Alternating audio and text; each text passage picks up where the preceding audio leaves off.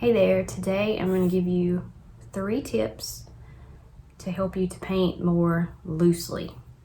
And I'm going to turn my camera around so that you can see over here. Okay, my first tip is use a brush that is bigger than you think you need to use. So that is going to be dependable on what the size of your surface is that you're painting on. So let's say if you wanted to paint something like this on a small piece of paper or a little canvas, then you might want to use a brush about this size.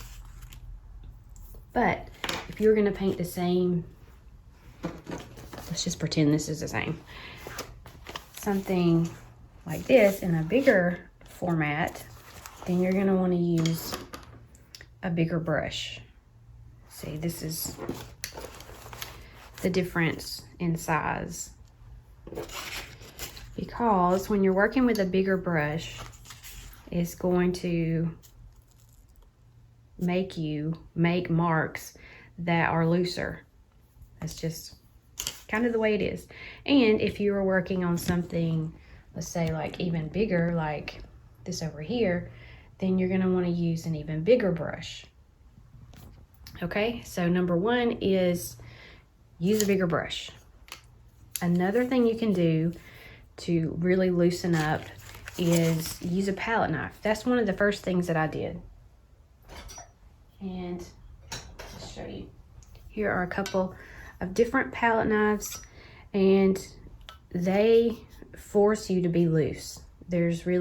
It's really hard to make details with a palette knife. So I have several tutorials and things about palette knives over on my website, artbyamandyhilburn.com, and you can take a look there.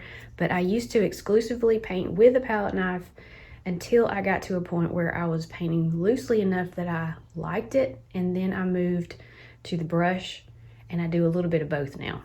So number 2 is try a palette knife. Number 3 is layering. You're going to want to put layer after layer after layer of paint down. And this one is a good example of that. If you want to go back and watch, I've got a full video of me painting this exact painting on my YouTube channel, and you can go back and take a look at it. But I start out with 1 layer and I continually add more and more and more. And what that does, in my brain anyway, is it helps me to be okay with painting messy, because I know that I'm going to be putting another layer on top, and I know that I can paint around things and kind of move things around, carve around things, add things back on top, and it doesn't have to be precise and perfect. So I hope that these 3 tips will help you, and I will see you back here next week. Bye.